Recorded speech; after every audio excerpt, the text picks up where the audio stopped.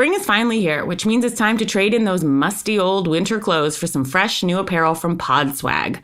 Podswag offers a wide range of clothing, accessories, and novelty items courtesy of all your favorite podcasts. It's a great way to show support for the podcasters you love, as well as independent artists who are working to create high-quality products that you want to see. So go take a look and pick up some stuff for spring.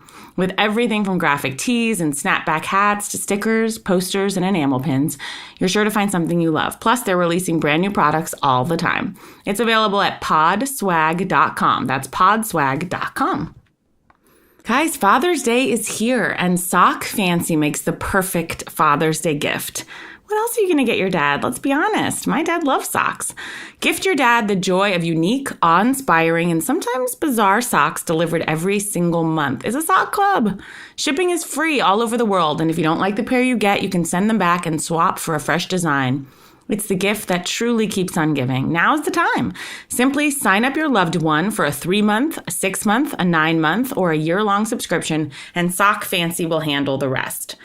And get an extra pair of socks added to any subscription for free when you go to sockfancy.com/housewives now and enter code housewives at checkout. I actually really, really love these socks. They're so cute. Great idea for dads, especially Paul Wilson. Hey, Bitch Sesh listeners, Casey and I need your help. We want your boots on the ground stories. That's right. We want to hear from you, and we want to know any celebrity sightings you've had. And it doesn't just have to be a real housewife. It can just be like you saw Sarah Jessica Parker at the Nordstroms and she seemed nice to you. Anything like that. We want you to videotape yourself telling us all about. It could have a little piece of gossip. It could have no gossip at all. Just any little interaction you've had with a housewife or not a housewife.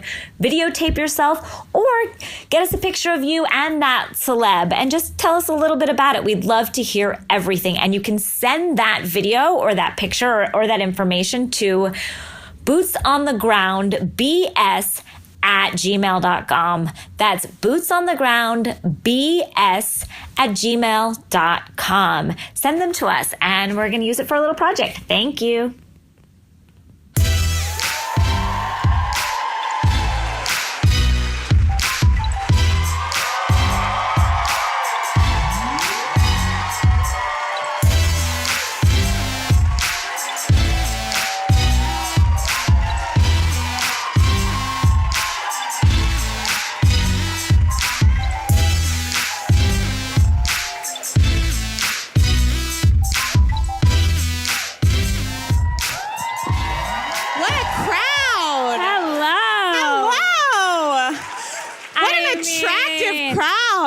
New York. Guys, thank you so much for coming out.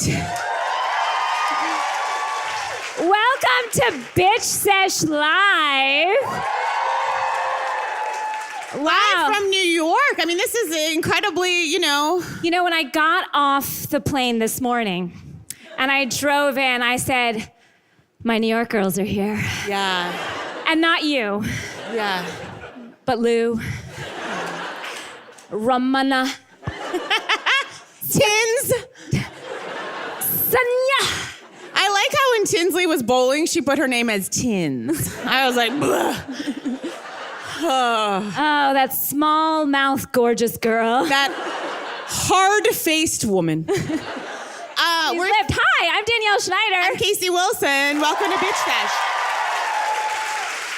Wow, we have quite a show today. So much to discuss. Danielle and I have been off on the podcast, and this is going to air as a podcast on Monday. We have been off for 2 weeks, so we haven't even gotten into so much that happened with Atlanta. And if you haven't watched Atlanta, I told you to watch it. And we're going to talk about it anyway. And it's on you at this point. It really is. If you don't know it, shame on you. And just to shame you further if you haven't watched, or to celebrate you if you have, we just wanted to play the most important clip that happened from the Atlanta reunion, part 4. Yes.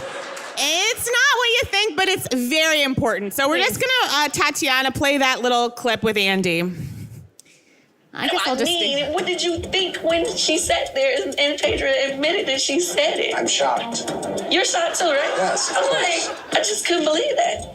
I don't understand. Why she would even put herself in that position. Right. All right, I'm gonna get my Touch it makeup. up. Touch it up!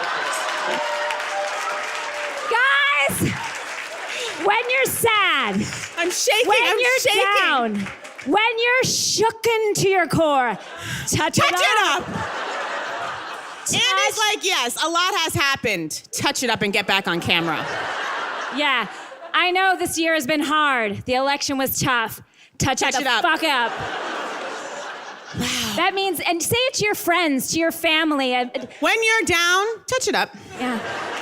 Family member just died. Touch it up.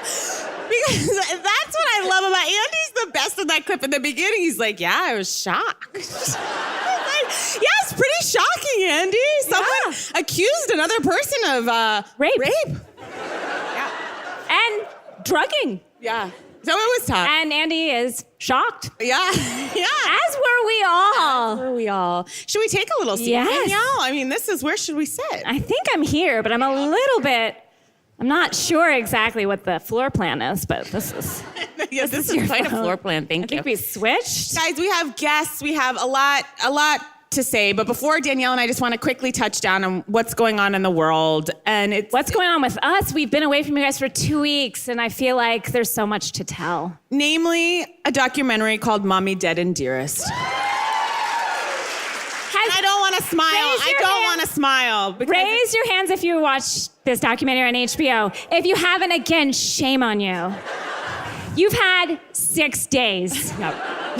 And it's on you if we spoil something. My husband said from just the image on Netflix, he's like, this is the most upsetting, horrifying thing. I refuse to watch this. And I enjoyed every minute. Thoroughly enjoyed it.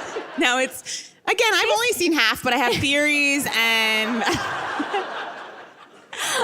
I've seen the whole thing, and you only sort of need to see half to know what's going on. Afterwards, it's just yeah, we get it and we're enjoying it. It's terrifying. It's terrifying. There is a hideous woman who's R.I.P. But you know what? R.I., but not P. And I mean that. R.I. Rest in hell, bitch. Yeah. She's a monster. Well, let's set it up. So this mother apparently was keeping her daughter Yolanda style. And that's why we're talking about it, because it does dovetail with the Real Housewives. It all folds in on each other. But as Casey and I said earlier, you can make anything dovetail to the Real Housewives because it's so fruitful. Anything that happens, I'm like, when friends are crying, I'm like, when Lou went through this, they're like, you need to get a hold of yourself. No. A mother basically was keeping her daughter sick in the most hideous, horrendous of ways. She basically told her she had muscular dystrophy, leukemia. This girl was in a wheelchair for a decade and could walk. Exactly. She could walk. She told her she had leukemia. She didn't. So she was giving her drugs that were kind of making these symptoms. She shaved her head. She gave her a feeding tube. It's a great documentary. That this is going to be hard to come back from. No, anyway. we don't mean this to be funny. It's something to watch. It's horrifying. And yeah, her daughter killed her. Yes, she did. As she should have. Yes. Watch it. We're all applauding this. But now the daughter's in jail, and Danielle and I would just quick new hashtag, free gypsy. Keep it spreading, string it out there, free gypsy. We're on gypsy's side. Danielle. What's going on with you, Case? Well, I was just going to share a really quick, disturbing anecdote about... Why? That wasn't disturbing enough, what we just did? No. This is dark. My father, I'm going to the beach tomorrow with my father, and I really am serious. No one tag my father in this online. Because I don't want him or my stepmom to find out that I'm telling everyone. Honestly, I don't believe he would understand if they tagged him. Well, yeah, he can't figure out his Twitter. He'll think someone's calling him. So this is going to be dark in the beginning of this, but I'm going to the beach with all my girlfriends from growing up, and we're staying in a beach house that's full. So in Rehoboth Beach, Delaware, and this next week, thank you. And I've been going there for 20 years, and my parents went there for 20 years, and it was their spot, and they stayed at this hotel that I'll call the Bell Hotel. And my mom, unfortunately, passed away in the hotel about 10 years ago. So we're going back to Rehoboth, but it's a tough, as anyone can imagine, it's a tough place to be, even though it's so celebratory. My father has chosen to stay at the hotel my mom passed in with my stepmother. Danielle. I mean, He's there's not nothing right. to say. In the head, he's not right. It's unfortunate.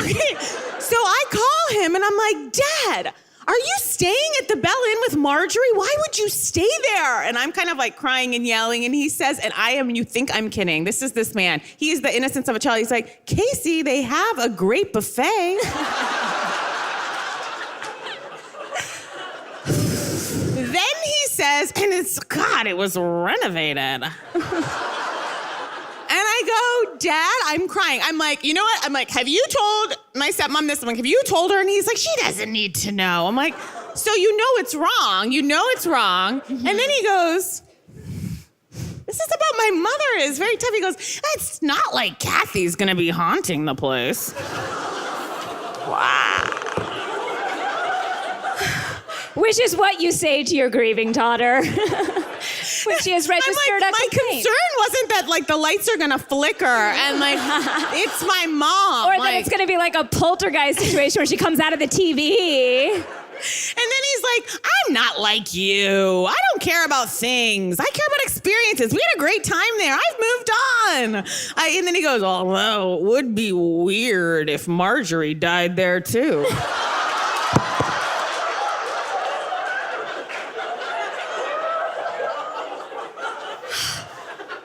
I go, yeah, Dad, that would be weird. This is Not the cause for a police investigation at all. There's gonna be a real mommy dead and dearest part 2. So that's just where my head's at and my heart is at. How are you coping? Are you looking forward to this vacation? Are you going to say something to Marjorie? How is No, this gonna go because down? now he's put me in this position where I can't tell her, and he's like, you're so sensitive. And so I said, this is a very big tangent, but guys, I love poetry. I mean, you may not know, but there's a gorgeous poem by Sharon Olds I studied in college about parents that should have never been married. And the last line is, do what you are going to do and I will tell about it. And that's what I'm doing. I said, you're going to do this. I'm putting this on the podcast. So that's where we're at. Wow, Danielle. you're really coming from a dark place, Yeah. but this audience has given us light, Yeah, so we you really thank have. you. Well, Thank you. let's get into our first city we're going to discuss, which is, of course, this fair city that we're in. Yes. So, Now, let me ask you, who here watches The Real Housewives? And who here was... no one on this side. Really? One person, okay. Was anyone just dragged here and are like, what are these women talking about? Oh, just great. these two. A lady and a gentleman. Well, you're about to find out. Please welcome the president and founder of the Real Housewives Institute, Mr. Brian J. Moylan.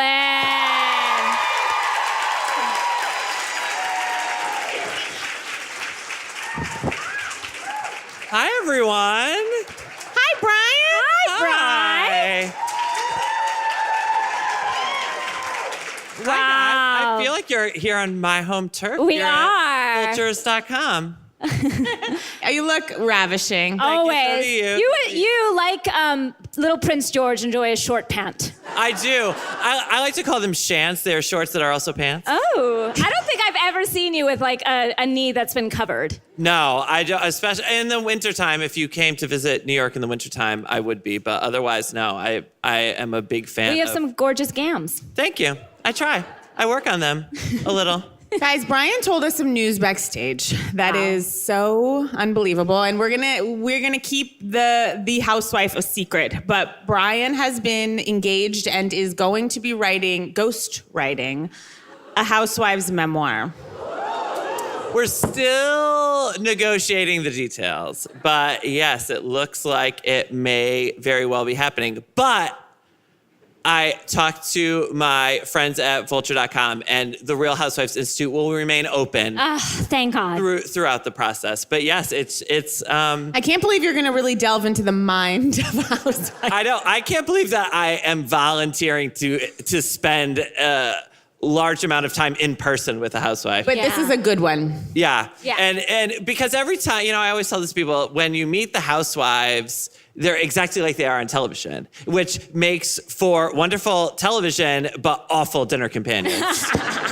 And so, that's why I have no interest in meeting or conversing with any of them. I'm happy to devote my life's work to putting on shows about them, but I refuse to interact. Yeah, when people are like, I can get you a housewife on the podcast, I was like, don't you dare. I was like, I don't want them to know about me. When they do sort of like touch down on us, I'm like, ah! And I hide behind a bush. I'm just like, no, like Sean Spicer. Dorinda tweeted at me a couple weeks ago because I said nice things about Hannah, and she was like, thank you for saying nice things about my daughter. And I was like, oh no, what's gonna happen when I say mean things about her daughter? Because it's gonna happen, eventually. Okay, see, that speaks to me so loudly about the mistakes that have been made with dear Hannah. That her mom is like following in her wake, like, thank you. She needs to let her go. Yeah. She is. This doesn't seem to be being received, but guys, she's an elder. She's a full-grown woman. She's in her mid-20s. Richard's trust fund can only last so long. I just love that she showed up at her stepfather's memorial looking like a gallerist from a 1980s like new wave movie. The graveside fashions by everyone there were atrocious. The gloves. Yes. Crop tops, gloves, leather, fringe, Dorinda fur. had on a multicolored leather pant. It was just like, have some respect. I also can't believe that Dorinda has a sister named Melinda. Like, Dorinda's and Melinda sounds like a really shitty hair salon in Peekskill. But isn't Melinda the Santa sister? No, Melinda is 100% the Santa sister. Do you guys remember how she's like, my sister's here as Santa with my 2 cakes smushed together in the Berkshires. Oh my God, the Berkshires. I've been involved with a charity here in New York, which you guys are all in New York. You should know about them. They're called Here for Drama. You can find them at herefordrama.com. And we've been doing staged readings of Housewives episodes. Yes. And we just did one with your friend Greg Bennett and a bunch of other people. That was the Berkshires episode. Ooh. And it's like when you isolate the things these people had to say to each other, it's like absolutely insane. The fact that they are all still talking to each other. I know. After the things they screamed in each other's faces. And I loved that episode in particular because nobody could leave. So like Bethany and Carol were like up on Dorinda's daughter's bed and everyone was kind of scattered about the house. It was so great. Yeah, it was like Clue. The thing I forgot that I loved the most was when Carol and Jules were eavesdropping in a closet and Jules was like trying on hats and coats like in the closet. Another R.I.P. guys. I mean, she's having a hard time. I think I heard rumors she's in Boca now. She's fine. Good for her. Yeah. I have sources doesn't seem to be fine. What? Is Tinsley. Oh, yeah. This last episode found her out on a date with a man named Chad, who was 23. And it's not an age thing. It's really not. I know it sounds like what I'm saying is ageist. It's just there's something about the energy surrounding it that feels so sad. I found like this when Sonia's with a younger guy, I'm like, yes. It gives her energy. Here's what I think it is, because I would do unspeakable things to Chad. Because he is very attractive. And I grew up in Connecticut, the home of all the prep schools. And so I always had this thing for prep school boys that I couldn't have. And so I think that Tinsley's attraction is different because she had those prep school boys. So I think she's trying to relive going to get married at Town Hall because she saw it on 90210. Where she picked Chad. the least popular character to emulate. I know. So strange. I don't know, pull a Shannon Doherty or something. She was like, I want to be just like Andrea. No one wants to be just like Andrea. One. She was poor. Even Andrea was like, I hate my character, kill me off. Andrea was 49 when that show shot. Isn't she the president of SAG She now? is our union. Thank you, Andrea. I tip my hat to her. Thank you for your works. I tip my hat to her. Thank you for my health care, Andrea Zuckerman. But it's... You know, what we didn't talk about, because we were off last week, just briefly, was Tinsley's friend who debuted herself last week with a remote control Mercedes car. Oh my God. That she drove her dog around the streets. Luigi, because their other dog Mario has since passed away from a dreadful car accident on Fifth Avenue. This is the most unlikable friend since Dana on Beverly Hills. What are you talking about? I love her. Oh, I love Dana. I want her. I would rather her on the show than Tinsley. You're right. Dana, who ashes in like someone's cup during a dinner. When Dana met Taylor at the furniture store and was like ashing in a candle. Yes. Oh my God. She's in jail now, guys. It doesn't go well for friends of Housewives. I think we've all. No. Where's Faye Resnick? We haven't seen her. I just saw Faye just popped up on Keeping Up with the Kardashians. Oh. Faye's on everyone's couch, just like. Just agreeing and drinking wine. Yes. And murmuring low. I think Faye's beautiful. Is that crazy? Yes. Again, it's a man-made beauty. It's not a natural beauty, but I think it's done well. I mean, in a serpentine way. A serpentine way. She's like the Jocelyn Wildenstein of Beverly Hills. I don't think she looks bad. Ryan, what are you making of New York right now? I am making of New York. I'm very disappointed in New York, and I completely agree with you, Casey Wilson. They don't have anything. Disagree. They don't have anything. Yeah. And my biggest problem is with Bethany, and I will tell you why. Okay. Bethany needs to decide whether she wants to be on the show or not. Thank you.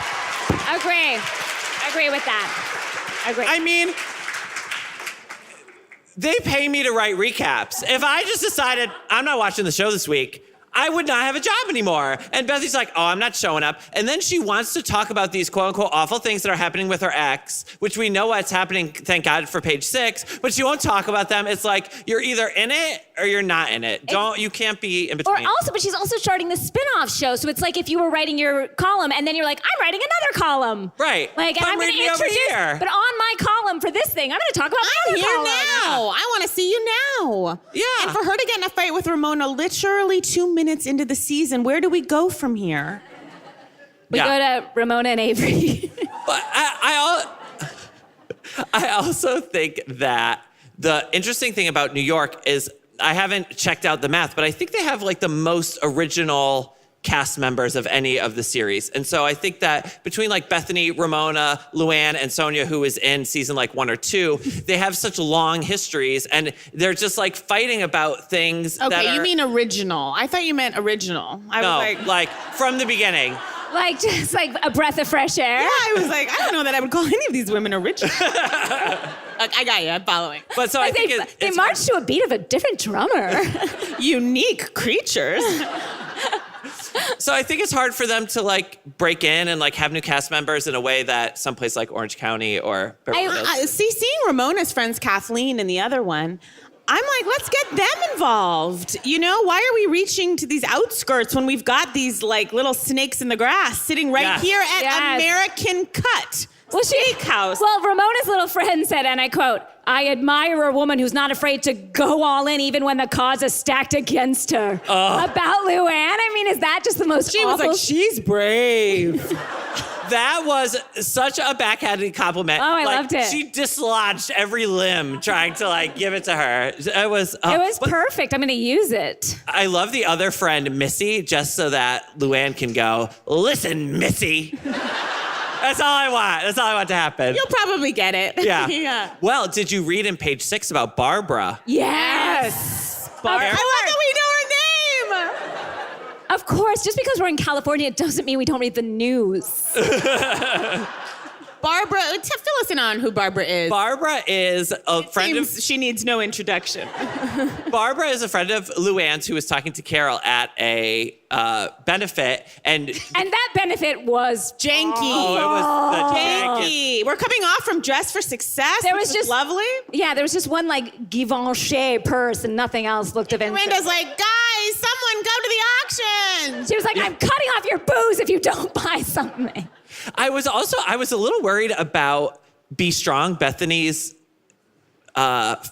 whatever, charity, because I feel it has shades of #KillAllCancer because I don't know what Be Strong does. It's like a side business of Dress for Success It was about empowering unclear. women. It seems that Be Strong is being folded into Dress for Success, but what is Be Strong? She's nodding. She seems to know. You know about Be Strong? Anyone? No, she's just nodding. Oh, she does. What is Hi. Be Knows Strong? something.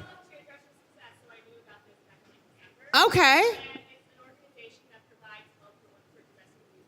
Be Strong Strong does. provides Okay, so help. Be Strong is collaborating with Dress for Success for abused women, and I'm all for that. Great. All right, I'm gonna lay I off take Be back Strong. my. Wow, thanks for shaming Sounds legitimate. us. Wow, I guess we're the assholes. Sounds legitimate. I take back my Kill All Cancer comparison. Though Kill All Cancer is a beautiful charity, and let's kill all cancer, guys. Please. So Barbara. So Barbara was at the charity benefit and was talking to Carol, and there wasn't a camera on them, and she probably So it was wasn't subtitled. We just heard the voices. right, and she probably wasn't mic'd, but she was picked up on Carol's mic, and she was saying that she thinks Luann is only going through with the marriage because her marriage to Tom because she has something to prove, and that she would rather get married and get divorced than admit that she's wrong about Tom. Haven't we all? This woman is now suing Carol on the show because she says she didn't know she was going to be on camera. And her Yeah. comments are, we all feel them, and I feel many people have been saying them. So it was nothing revolutionary, but it was still felt good. But the real enemy of this whole story is the judge in the case who said that we could see the episode, so thank you, but was also like, I've never seen any of these shows, and I have a previous engagement tonight, so I won't be watching this. So it's like, fuck you, dude. Like, Yeah, come on. that Look was- at all of us here worshiping at the altar of Carol and Barbara. Barbara! These- Barbara! Barbara! Barbara. These activist judges, I will not stand. Yes. Thank you. Someone Not had too to much. say I did it. enjoy Ramona explaining to Tinsley how to get a man. Guys, can we imitate someone got a straw? Yeah. Oh my God, Ramona's drink order? Oh, I have it written down. Everybody ready? Yeah. A tall glass of ice water, but in a stem glass with a straw.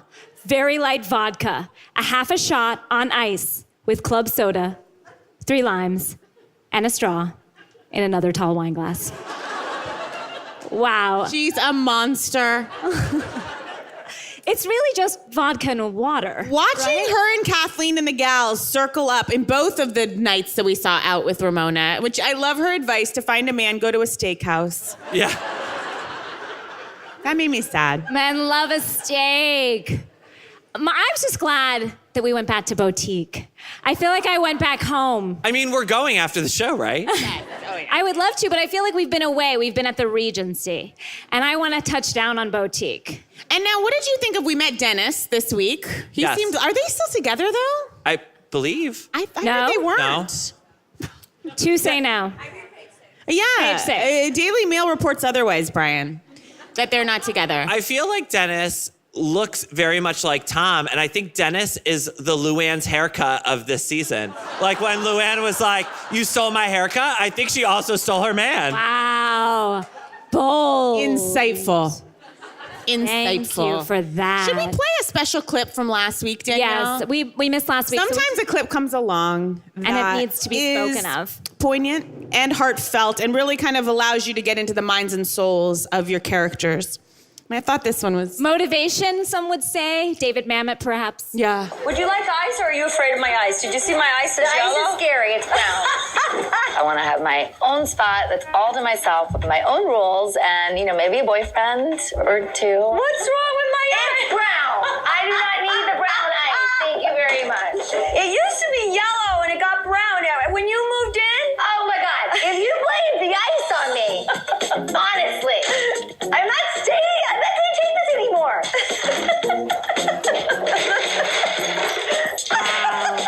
They're having so much fun. It is Toxic you. I ice. just go in the fridge. I have my own fridge. It was yellow before you came. I swear. I did not make it brown. Look at this. Brown. Why is yellow good? I would never be like, guess what? My water is yellow. She's so proud that it was yellow before that ice. Just pure urine. I love Sonia Tremont Morgan so much, and that's why. You always call her Sonia Tremont. Well, we found, thanks to her towels, that her full name is Sonia Tremont Adams Morgan. What's Adams for? Apparently she stole it from the husband with the house. I don't know. It's one of the husband's things. Did everyone watch this last episode, the one after this? I thought it was a little sad with Sonia because she seemed so jealous of Tinsley's suitor. Did anyone else feel that way? She was just being so mean to her and so kind of random and like not. It wasn't a great color. I love how you're like, I'm going to go out on a limb here. I thought something Sonia did was a little sad. Very. Watching the three sad amigos, which are Sonia, Tinsley, and Ramona, like on a couch, drunkenly be like... The Father, the Son, and the Holy Ghost. It's tough. Those three are tough to watch lately. I mean, I love them, but and that Tinsley's like excited to be with these, like, she's like, teach me your ways, women whose lives are a mess. And then I love on this episode, Sonia's like, I can't. She's like hanging out with Tinsley and Ramona. She's like, their lives are so messed up. It's like, Sonia, and then the Splenda thing where she's like, do you have any, what was it? She wanted... Splenda. And she was like, steal it from a restaurant like a real person. Which is like the most Sonia thing. I mean, I will never get over the fact that when Sonia and Dorinda cleaned out her basement, she had like 8 things of Wesson oil, like on a shelf in her basement. Like, Sonia, why do you have so much Wesson oil? And why do you shop at Costco? Well, we know why, Brian. Yeah, we know. Well, I was just thinking while watching that clip, she should Airbnb that townhouse. I would have a staycation in that townhouse. Oh, Brian. Falling apart around your ears. It is full of asbestos. And lead paint. Sure. It's like a modern tenement. Yes, with just dog shit everywhere and dolls. Brown ice. To be able to bleach the urine scent out of that house is going to take centuries. Tear it down, I say. It's a very sad tale. The tale of Sonia Tremont Adams. Morgan. At the end, when Tom and Bethany meet each other for the first time, and Bethany's like, sorry if I stirred anything up. And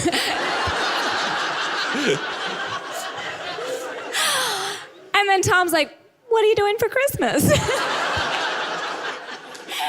I was like, way to pivot, Tom. That's why you're Tom. Tom was a perfect gentleman. I was impressed with Tom, I must say. I was. Like, yeah, it was kind of like, bitch, I am not talking to you, but he did it very, like, I thought he handled it. And then Bethany takes like a 20-minute pause. Like, she's like, I'm going to the Hamptons. Well, it's because he was speaking like a real human being, which is a language Bethany does not understand. She was waiting for him to, like, Housewives at her, and he spoke to her like an actual person. But again, let's not forget, Tom is the bad guy here. Tom is the bad guy. Usually we're all like, Tom was being a human and Bethany's a monster. And it's I don't know what Tom end is up cheated anymore. and Bethany called him on it. And no one's on her side. He seems like a nice guy.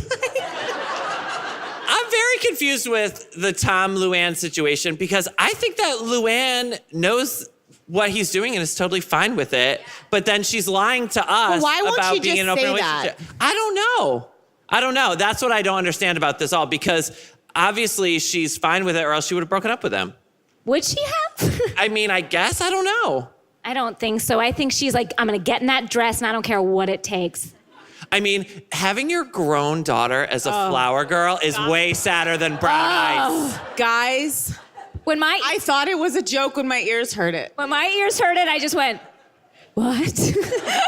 Like my ears didn't know what to do with it. It was like, no! Like it just spit it out again. And her daughter's like, I can't even do her daughter's voice. Is very It's specific. lower than Luann. Yeah. She's like, so just scatter a few petals.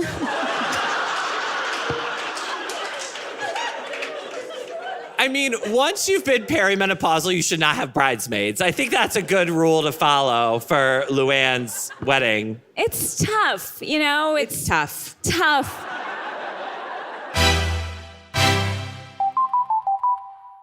Join love and marriage expert Maribel May for even more tips for how the American housewife can keep up with the fast-paced life of 1965. Following the success of her series, The Complete Woman, Maribel brings us her latest audio companion, The Complete Joy. Actress Amanda Lunn brings Maribel to life in this hilariously accurate send-up of 1960s self-help records. Side splitter called The Complete Woman, sly and subversive. Find out more about The Complete Woman and The Complete Joy at StitcherPremium.com/complete. That's StitcherPremium.com/COMPLETE.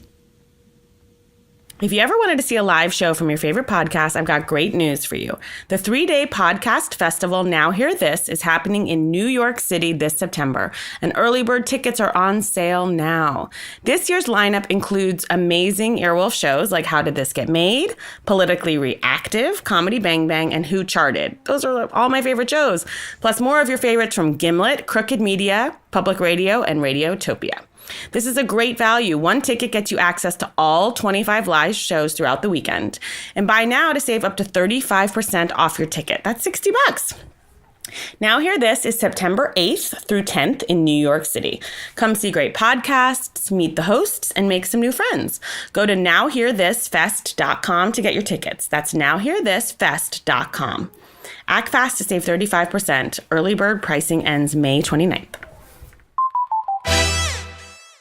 Well, Danielle, should we maybe move on to Atlanta? If Yes. you have anything else? Atlanta is Guys, the best we have to offer. We feel bad that we missed the fourth part. There were, in case anyone doesn't know, and also I think we should announce that we have an open forum here. Yes. Oh, guys, we do a little thing called Boots on the Ground at live shows. And that is, if you see something, say something. If you have some great, appearance of a housewife, please, we have a microphone over here. And before we actually officially get into Atlanta and officially kick off the Boots on the Ground, so if you have any tidbit that you feel is worth sharing, please just step right on up to the mic. But first, my dear friend from 3rd grade on is here, Meg Allan Cole. Come on over. Bring a mic. I'm going to get this mic.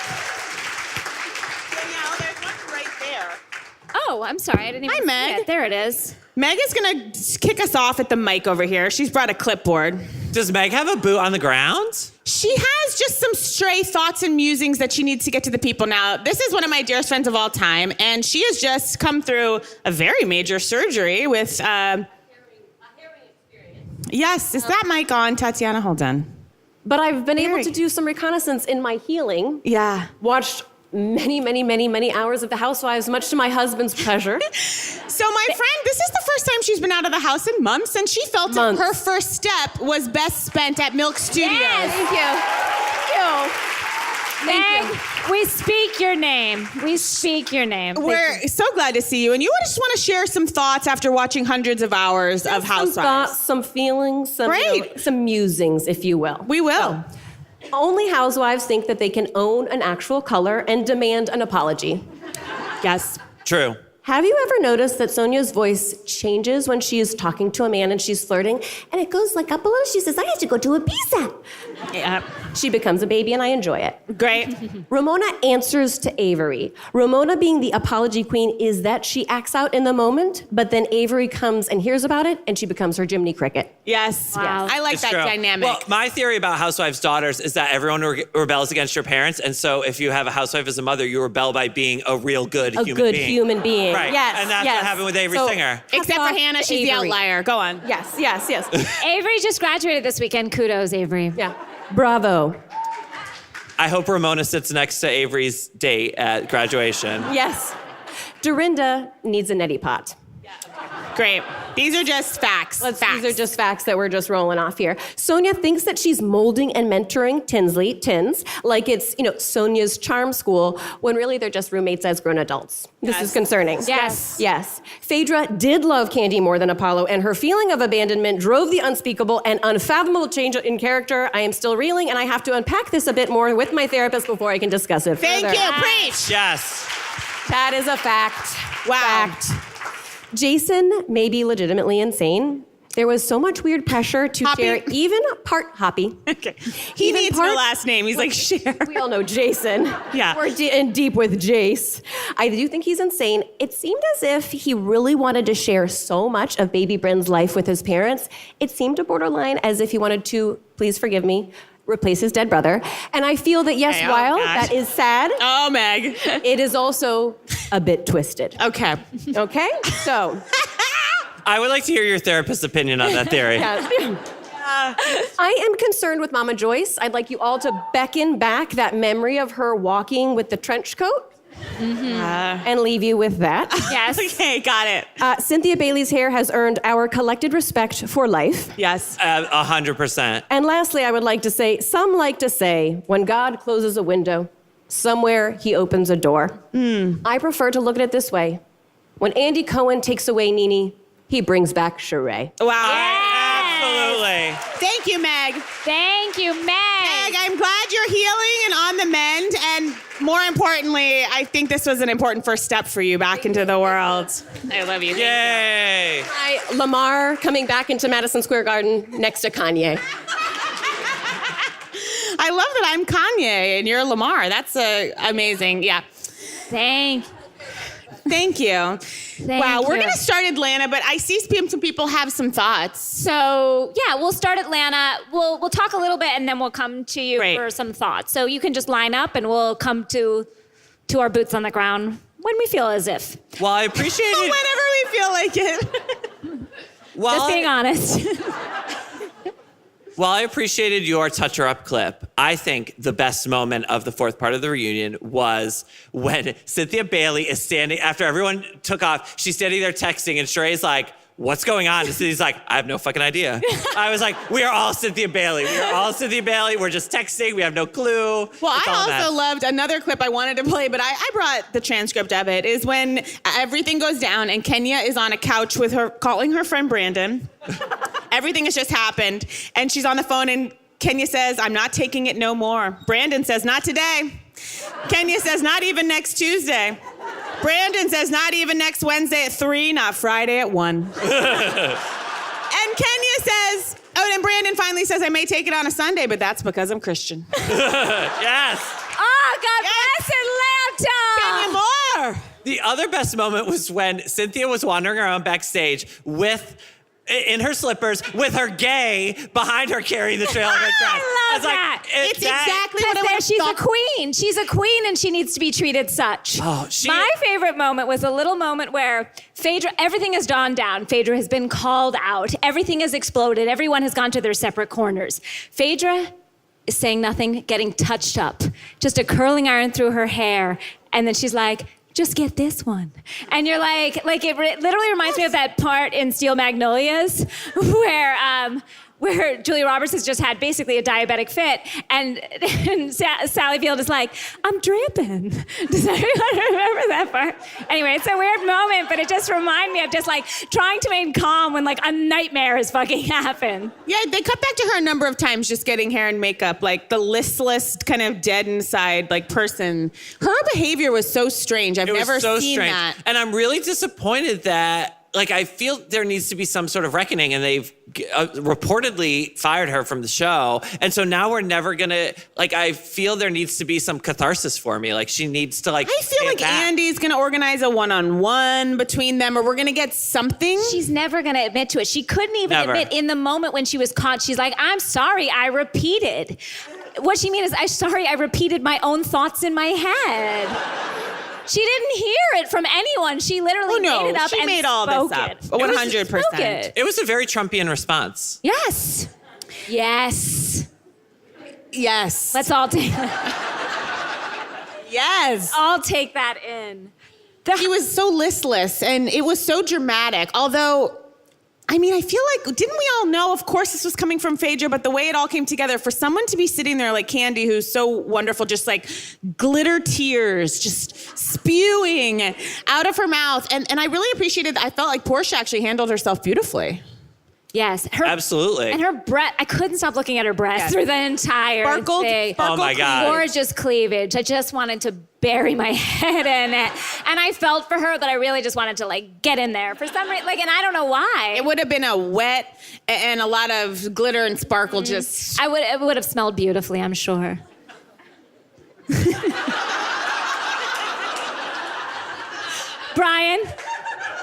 Brian J. Yes, ma'am.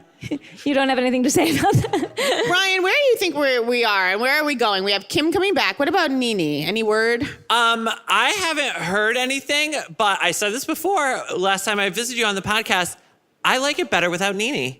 I think that Wow. Nene, I love Nene. I think she's one of the best housewives of all time, but I feel like she's a little too alpha and she wants to control everything. And right now you have everyone kind of on a level playing field. And I mean, this season was possibly the best season of a housewife show ever of all time. Yes. And I think it's because Nene wasn't there. I think you're right. And I fear Nene will be like a Bethany where it's like, I'm here, but I'm just dipping my toe in and I need them there. I need them at every dinner. I need them at every... You don't get to decide when and where you show up. And that is something I don't like. We have always complained about, like, you just can't not come to the Berkshires. That is not an option. You go to the Berkshires like Andy told you to. And that's Unless you're not invited. I would like to call for Andy to enforce this a little bit more. And I know he's, I think, very not involved in the kind of day-to-day logistics, but cars need to be there and they need to be forced to go.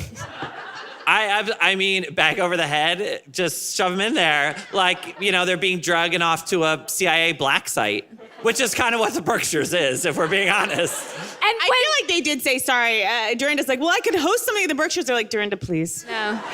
I will say the one good thing about Dorinda's charity auction was that she was auctioning off a weekend at the Berkshires, and I would pay a year's salary to spend a weekend in the Berkshires with Dorinda. Of it. I want to be with all those creepy Santas that she hooks up, get that double cake. Oh my God, I would bring a Ouija board because that shit is haunted as fuck. Hi there. You want to come on up? Sure. Hi. Hi. What's your name? Heather. Hi, Heather. Hi. I love you guys so much. Oh, thank you. So it's apropos. On Thursday, I actually got a boots on the ground text from my husband. Oh. And I knew I was coming here, so very excited. I force him to watch it with me every week. He secretly enjoys it, doesn't he? He loves it, yeah.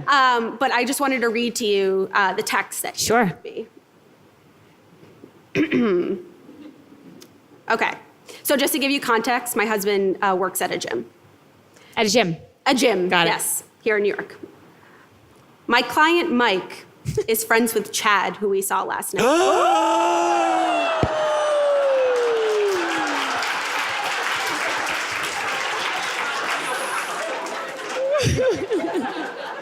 I could kiss you on the mouth. Turns out Chad has a girlfriend. Chad had a girlfriend while filming. Chad didn't tell his girlfriend about anything. According to Chad, it gets worse. Apparently, Chad is worried now. LOL. Wow. Very worried. Thank you. Gorgeous.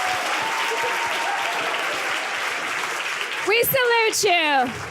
We salute you. Thank you. We support the troops. Yes. No, but don't you talk about my son. Wow, that was beautiful. Well, thank you. What How a would it way to get kick us worse off. for Chad? I don't know, it's going to. There's no way that some bitch isn't like, that's my girlfriend's boyfriend, Chad. I'm telling Gail. Or whatever. Wow. Madison. Her name's probably Madison. Or like Brookley or something. A question I've always had for you is, do you hear negative comments from the Housewives? Did they come after you?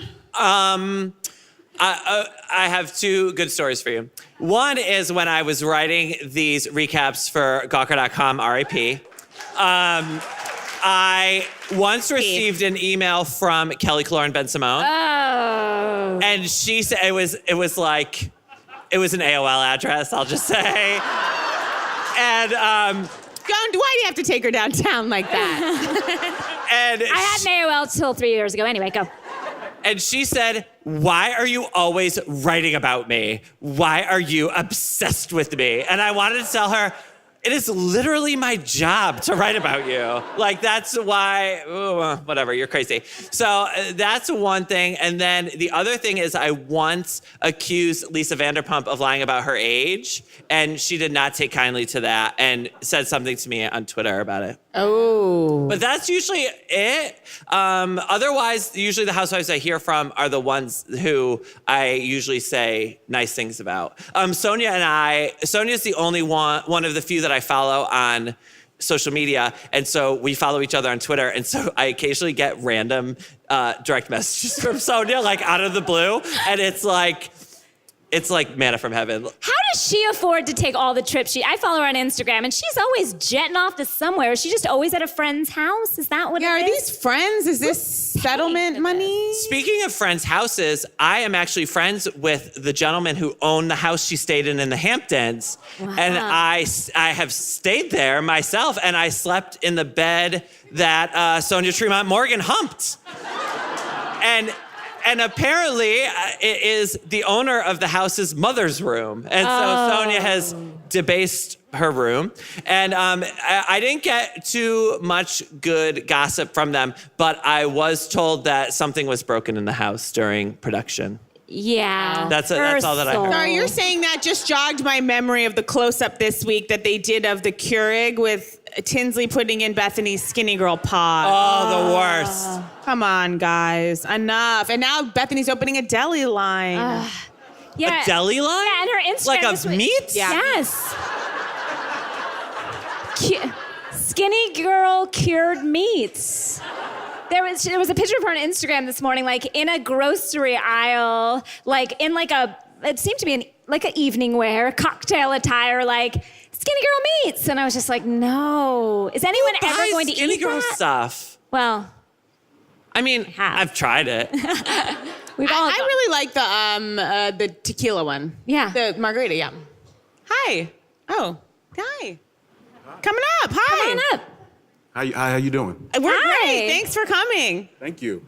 Now, I'm not really sure how this boots on the ground thing works. You're doing great.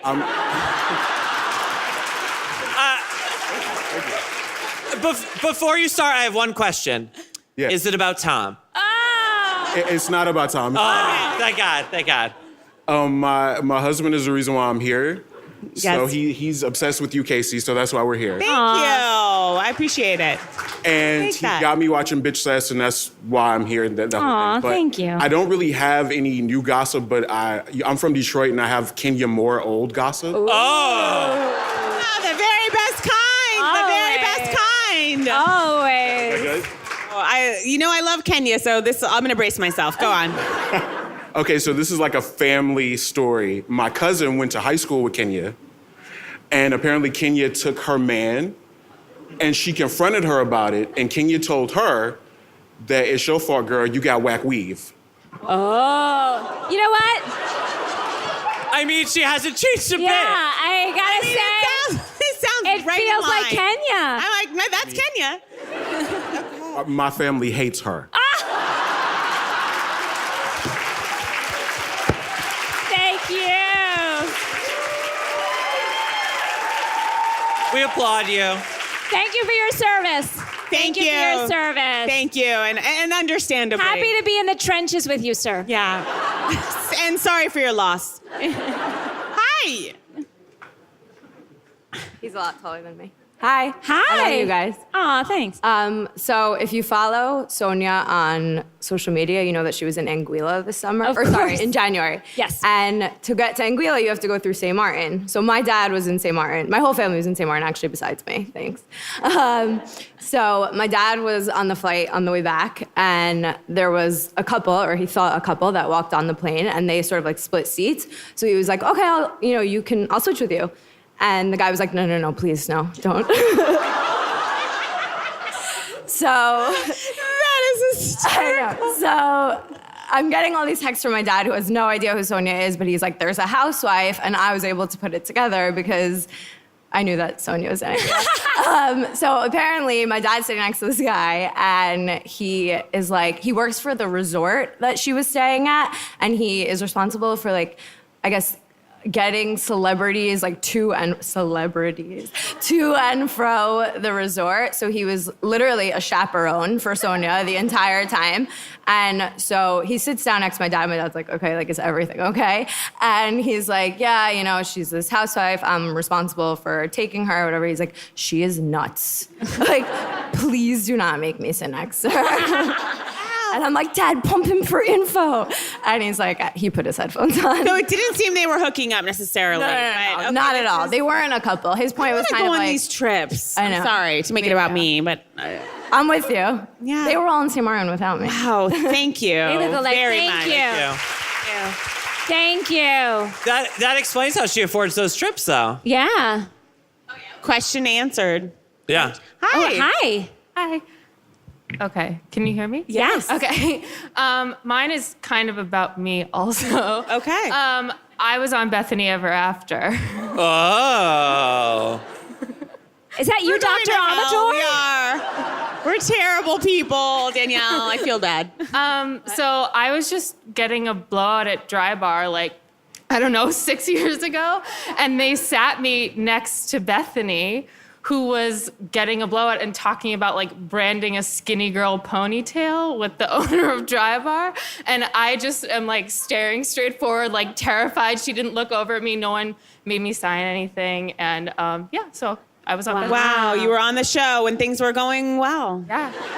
Thank you so much. Since you were there at the moment, you can take credit for coming up with the idea of the skinny girl branded ponytail. Yeah, that was my second point. Where is Skinny Girl Ponytail? I'd like to see what it's all about. Remember back in the day when we were drawing the logo and it was a lot of discussion about like Oh, yeah, the pony, it was how about it the pony. gonna go and all that. Remember Alex McCord's skinny girl logo? Yes, that didn't work out so well. She's now a doctor or something. Isn't she like in med school in like She became Finland? a psychiatrist, which I mean, if there's ever a psychiatrist that's perfect for me, it's Alex McCord. But did you see her on Watch What Happens Live? She was on Watch What Happens Live, and Ramona was on with her and was pretending they were besties, and she just goes, "You haven't talked to me in 8 years." And that's why I always liked Alex. She always knew the score. She did. Yeah, she did. Except for she was with a terrible man. I guess we. You watch Southern Charm? I'm recapping Southern Charm for the first time ever. Oh. And I now know what the Bap-Ba-Doo is, and I swear to God, for like 3 days, it's stuck in my head. It is. I'll tell you, Southern Charm Savannah, the theme is terrible. Terrible. And you can't have a theme like this and then follow it with that. It's not even. They should have just done like a remix of the original Southern Charm. Like, you know what I mean? Like, put a little beat under it or something, and then. Again, I'm not a musician or a DJ. Can we get Erica Jane to perform the Southern Charm like theme song? I mean, I maintain I've really turned on both these shows, and I know it's not. No one wants to hear it, but I just feel that they're racist, and Oh my God! Yeah. I've turned on them. I mean, I will still continue to recap for the next 2 minutes, but there's just something that's really creeping me, especially about Savannah. I haven't watched Savannah. I'm only so doing original recipe. I think Southern Charm, the original, should have been off the air last year. Like, we're in a kind of weird place with it. It was too good. It flew too close to the sun, and now has no place to go but down. Well, we have a little correspondent who's just going to read us a voice memo, a friend of the show who has some very interesting and some disturbing boots on the ground regarding one of the cast members on Southern Charm. Yeah, she wouldn't say who it was. But here she is. There she I is. think we could play on Nicole Shabti, who's been a guest. There she is. Just casually. She sent us this photo because she said, obviously, this is what should be on the screen when I do this voice memo. But she also said, notice there's garbage behind me. Is she a cast member at Southern Charm? She's gorgeous. She's a gorgeous writer, writes for American Dad, friend of ours who's just really gorgeous. And she has, when I tell you this connection to Southern Charm is real and deep, let's just play her voice memo, shall we? Please. Tatiana? It's coming. It's coming. April's getting fired, yo. April's not Hello, here. Casey and Danielle. I'm so sad not to be there with you tonight in my and Gwyneth Paltrow's hometown. I have some boots on the ground that simply couldn't wait, and I thought it appropriate and best, and for legal reasons, to pay homage to the greatest journalist of our time, Richard Johnson of Page Six, with a blind item. Just asking, which grande dame of the South is actually not so grande? We hear that she has quite the art collection. Slave art, that is, which she proudly refers to as Negrobilia behind closed doors. Uh-oh. A source close to this moo-moo matron also tells us that she's a fraud in every sense of the word, and was even put out of business for selling fraudulent art to some major collectors. Oops. We hear that the true A-listers of her absolutely charming southern town want nothing to do with her. We hear that's why the old bag is always just hanging around with the cast. But at least she's a philanthropist, right? We hear that when her longtime friend died of AIDS in the 1980s, he had left his antique silver to his partner and she kept it safe for them. Oh, I'm sorry, did I say that she kept it safe for them? What I meant to say was that she sold it and kept the profits for herself. Yikes. But you gotta give credit where credit is due. The old bitch is quite talented at bagging old rich men, ruining their lives, and taking them for all they're worth. And in the words of page 6, if you didn't want it out there, you shouldn't have done it. Good night. Nicole! Wow.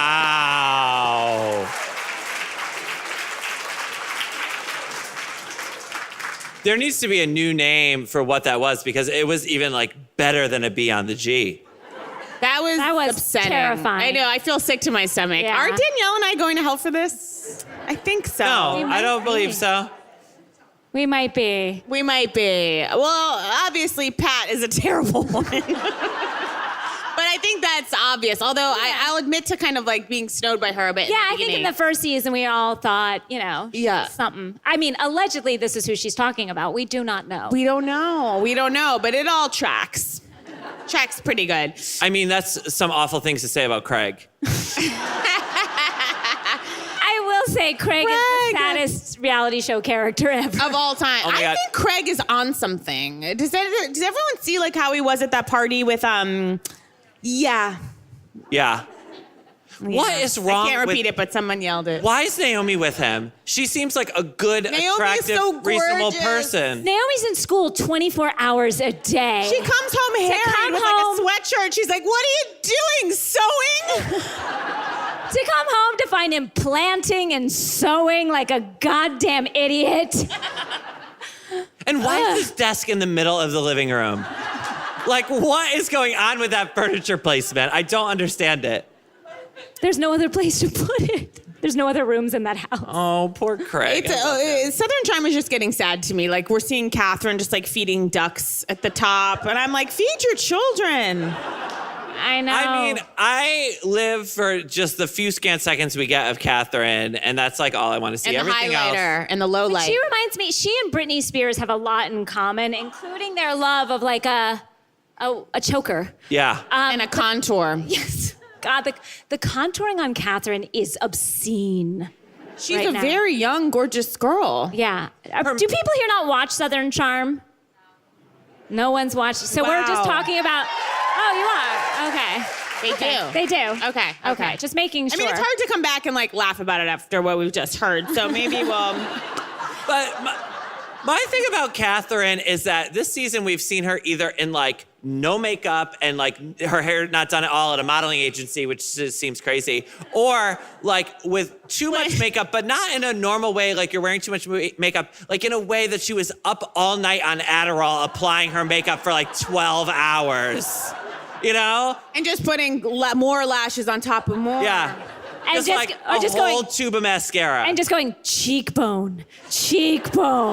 Just like she'll find it in there somewhere. Right, like instead of a cutter, she's just like applying her makeup on her face. Brian. Sorry, it got dark. Careful, Brian. And Shep, I'm so done with him. He's so disgusting. We get it. Your liver's failing you. Move on. You drink so much, yes. A little less drinking and a little less worrying about if Craig's gonna go to law school. What do you care? He's such a piece of shit. Like, and I know that's very rude, but it's like, you're just using your parents' money. You have no job. It just pisses me off. Again, I'm still attracted to him, but I agree. I am with you 100%. I can't help it. I like me a Craig is way gangly cuter than guy. Shep. I feel like it's hard for him having Austin around though, because Austin is obviously like the better version of Shep. Really? And that he's like younger and a little bit more attractive and Austin looks like if you unzipped him, Shep would come out. It's true. I think about Austin, I think he's the lower version of Shep. Like, I think he's less funny, less... yes. like less, less And handsome. I am not moved by, what's his girlfriend's name? Chelsea. Not From interested. Survivor. She was on Survivor? She was on Survivor. She got far, too. Really? Yeah, I love Survivor. And I know, y'all, Survivor's amazing, and you need to get on it. It's been on for 30 years. So have I, and I'm amazing. It's so good. It's so good. There was they outed one of the cast members as trans this season. It's insane. You need to watch the show. It's amazing. God. I'll stand by it. But Chelsea was on Survivor. Oh. Hi, you want to come on up? Pretty hard to follow that last boot on the ground. Yes. But a few years ago, I had a friend that was interning for Watch What Happens Live, and a certain housewife called and was infuriated that she could not be identified by voice. And that was a ride on the Ramona coaster. What do you mean that she couldn't be identified by voice? That when she called, the intern couldn't tell who she was by, she said hello, and she said hello, and she started giving demands, and my friend was like, okay, can I take your name? And she went in on her. You don't know who this is? God. You know who this is? How can you not know who this is? Did you see her arrive at Dorinda's charity? It was a ton of people out front. She was like, hello! She was in the street, she hadn't even gotten to the curb, and she was like, where's my, so entitled, these monsters. I have an old boot on the ground about Ramona that I will share with you. Do share. So I used to be a regular guest they had a morning show on VH1. It was so janky. They literally filmed it in the elevator bank of the VH1 office here in Manhattan. And they had a little desk set up, whatever. And anyway, there were often Housewives on, and I met Nene Leakes there, and she was mean to me, and I met Bethany there, and she was mean to me. And then one day Ramona was on, and Ramona shows up, and she's like, here are all of my brands. They all need to be out on the desk. And she had those clear plastic stanchions, you know what I mean, that you put a piece of paper in. And she's like, I want all of these out on the desk, and this is for my jewelry, and this is for my line, and this is for whatever. And the poor producer was trying to tell her, no, those are ugly and disgusting, and we're not gonna do this.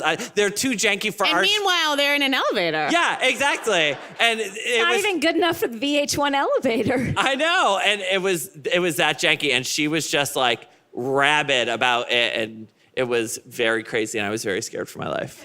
Wow. Brian, it's been a pleasure. Oh my God, guys, thank you so much for having me. Brian. And thank you to Vulture for keeping me employed. Yes, anything we can plug for you, your charity or anything else like that? Yeah, we're here for drama.com, and I am every week doing Housewives and the Real Housewives Institute at vulture.com, obviously. It's the funniest thing I've ever read. And you are ghostwriting Carol's book, right? No. Oh, yes. Actually, Aviva's. It's called A Leg Up with Aviva Drescher. Thank you so much, Brian. Thank you, guys.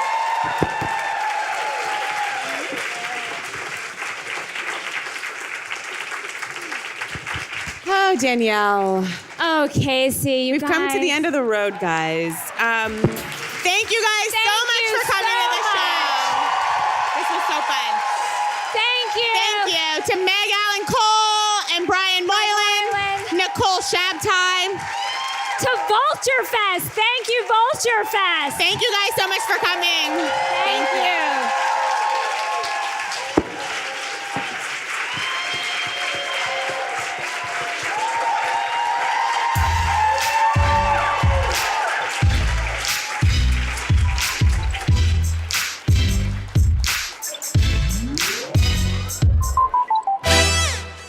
Hi guys, it's Casey. This next section is just a fun kind of musing / rant from myself and my dear friend Busy Phillips. The two of us just did a pilot together for NBC, which is hanging in the balance. NBC has told us they are simply too busy to decide right now if it'll get picked up and are waiting. And so Busy and I decided to start our own little campaign and galvanized people for a pilot that they'd never seen, and we really appreciate it. Busy is here with a voice memo to discuss the matter, and I support her wholeheartedly, and I'm so glad that she's appearing on the podcast, although she's going to come back and be a future guest. But here she is. We're just trying to get people to tweet must-see Sackett. And I know you've never seen it. That doesn't matter, guys. Here's Busy. Enjoy. If you're looking for Housewives things, this is not that, but it's something, some might say, much more important about Busy, Phillips, and my pilot. Okay, I love you, Busy. Thank you for doing this, and enjoy. Okay, hi. I don't even know if you're going to talk about this on the podcast, but if you do, here it is. So, I mean, I guess that the thing is, it's complicated because, look, I've been doing this for almost 20 years and definitely have had my share of pilots that have not been picked up. I've had pilots that are like dead on arrival. I've had pilots that I thought were going to be good and not. I've passed on pilots that ended up going for 6 years. You know, I've like been through it all basically in terms of network television. And, you know, for this particular thing, it just really felt different. And it felt like, to me, like everything had lined up. Like you and me, Bradley Whitford, Alec Mapa, Luke writing the script was so great. Tina Fey and Robert Carlack producing it, NBC. It just felt like, and everybody was saying like, oh, this is, you know, it's totally going. And then, you know, it wasn't just that was the word. Then it was like it tested great and people like it and NBC likes it and everybody's on board. And it really felt like it was happening. So when I got that call, I was on the Disney cruise. I mean, check that situation out. And I got the call from Julie Darmody, my manager, saying like, Biz, it's not great news. Oh, no pun intended with Tina's other show. But it's not terrible news. We just don't know what's happening. And I was like, well, the upfronts are in 4 days. And she's like, yeah, they're not going to pull the trigger on the show, but they're not killing it either. I'm really sorry. It doesn't seem like something's going to happen with it. And I was just so bummed. I mean, I called you and you were way more optimistic about it than I was. Because I feel like you are just maybe more optimistic than I am as a person. But I felt so helpless and I took to social medias and I like had a breakdown and cried. And then people started Venmoing me $1, which was super weird. And you know, and then we, whatever. And then it was just like the next few days, emails from the producers, people feeling bad, Luke feeling terrible, then saying, oh, maybe I shouldn't give up hope. People are telling me all is not lost yet. So it's been like a real roller coaster. I mean, I don't need to tell you this, but you know, that I'm in New York for the upfronts, which was my bad. You know, I told you not to get a dress. I fucking bought a plane ticket. So that's my bad. But we had to be in New York anyway for Mark's table read for his movie. But anyway, I digress. So I'm in New York, the upfronts are happening. And I was having like this whole this is your life moment. Like on my first day, I ran into Lauren Graham, whose pilot was also in limbo, who also is like, you know, seasoned television veteran who was like, yeah, I feel like my career's over. Like you always feel that way, you know, when you're rejected. And you know, and then I had dinner with Jason Biggs, who's like, I've literally done like 10 pilots that haven't gotten picked up, Busy. Like it's, you know, it's not an unusual situation for me. And then I ran into Zach Levi, who I totally remember testing for this Macaulay Culkin pilot that I got while he was testing for Chuck, which he got. And Chuck ended up being like, you know, the thing that broke Zach's career. And I thought my Macaulay Culkin pilot was going to go again, NBC. And it didn't. And I was devastated. So, you know, I was like getting perspective all over town. But at the same time, I was like a little bit like, what are they doing? Why won't they just tell us that it's dead? Like it seemed mean, you know, like I need to grieve this and move on. I need to be available for recasting. You know what I mean? Casey, you've got like the pregnancy. So you're like good for a little bit of time. You can feel chill. Like I need to get a fucking job. And I can't do that if I'm being held on a show that's like in purgatory. So that was when the idea was first came to me about like taking it to the people after the success of the Venmo and my social media breakdowns and all these people who are obsessed now, or like not obsessed, but people are obsessed, but people that like my Instagram stories. So that's when I think I called you first, but I didn't want to go rogue. Like I didn't want to do anything that would upset anyone or piss anyone off. And I suppose we could have called like one of the producers, but our manager, we have the same management company, and our manager talked to someone at Universal, right? I mean, you know that story, and kind of said like the girls had this idea. And it was really just like more something that would make me, that I feel like would make me feel better. Like, I think like maybe you feel like, or felt like maybe it would really make a difference. And I felt like I didn't know if it was going to make a difference. I was doubtful if it was going to make a difference, but I feel like I knew that it was going to make me feel better. And it did. It like totally has made me feel so much better. And also that like, fuck TV. Like the old model is dead. Like, you know, I want to be on television. I want to be a TV actress, but you know, you and I both have other shows in development on cable and streaming networks. You know, I have a show at HBO that I'm developing that Danny McBride's producing. You have your show at Hulu with June. And I don't know, maybe it's just like we're thinking about it in the wrong way. And maybe like the networks are thinking about it in the wrong way. And that's why things aren't being successful.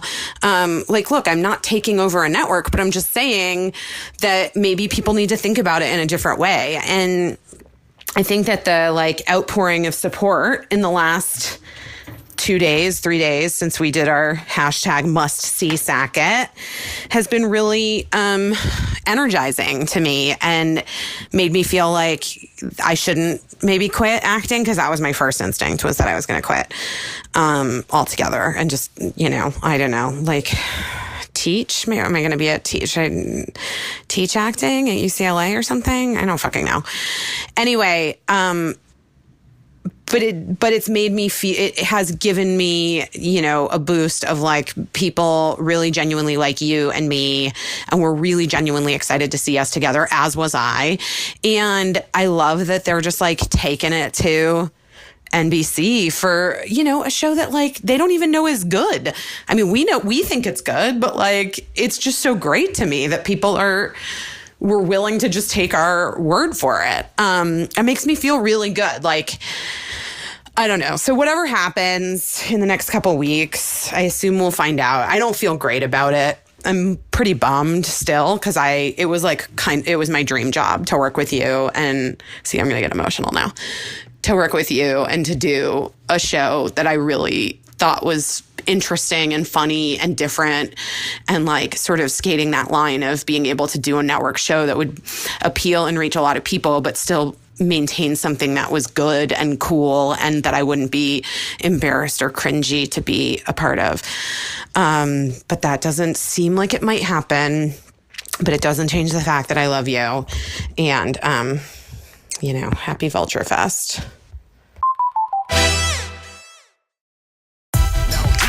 Hey everyone, thanks for listening. And remember, if you've ever wanted to see a live show from your favorite podcasts, I have great news for you.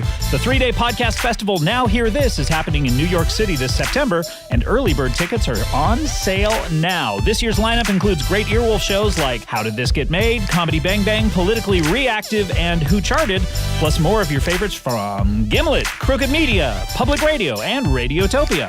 This is a great value. One ticket gets you access to all 25 live shows throughout the weekend, and buy now to save up to 35% on your ticket. That's $60. Hello, people of Earth! Now Hear This is September 8th through 10th in New York City. Come see great podcasts, meet the hosts, and make some new friends. Go to nowhearthisfest.com to get your tickets. That's nowhearthisfest.com. Act fast to save 35%. Early bird pricing ends May 29th.